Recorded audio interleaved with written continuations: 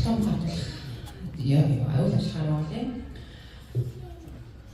Монгол Улсын консерваторийн захирлын туршилт 2025 оны 3-р сарын 27-ны өдөр дугаар А17 бакалаврын зэрэг олгох тухай.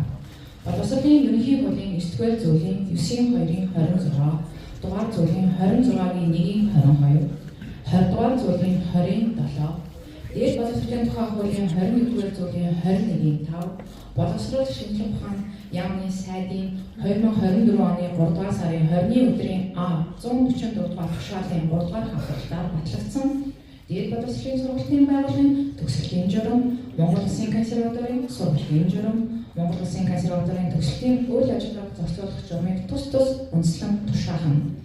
2024-өөс 2025 оны хичээлийн жилд Монгол Улсын консерваторийн хөгжмийн урлаг, хөгжимдөх урлаг, дуулах урлаг, мэргэжлэр сургалтын төлөвлөгөө хөтөлбөрийн агуулгыг бүрэн сударч төгсгөлийн шалгалтад амжилттай үнэлэгдсэн хавсралтад дурдсан оюутнуудад бакалаврын зэрэг боловсгоё.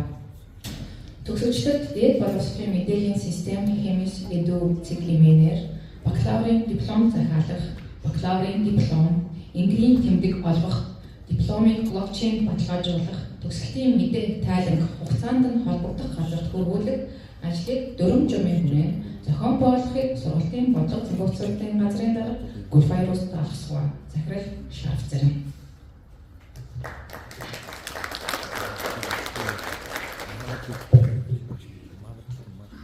Тэгээд тайзнаа бид нарын оюутнуудынхаа диплом гардуулахаар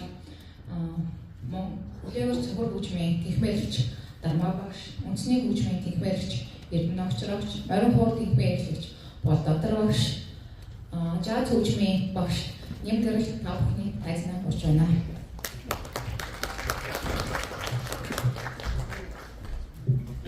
Хөгжмийн ухааны техмийн багш эрхлэгч Саран багшаа урьж байна. Энэ жил манад үндэсний хөгжмийн зэмсгүүдээр утсан хөгжим, зэмсгээр, жаз хөгжмээр, дөрийн дуулаачаар Хүлээвэр цохор хөгжмээр олон нийтмэд оюутнууд манд төгссөн байгаа. Тэгэхээр энэ оюут техмээсээ гарсан техмэлэгчтэйгээ урьсан байна тайзнаа. За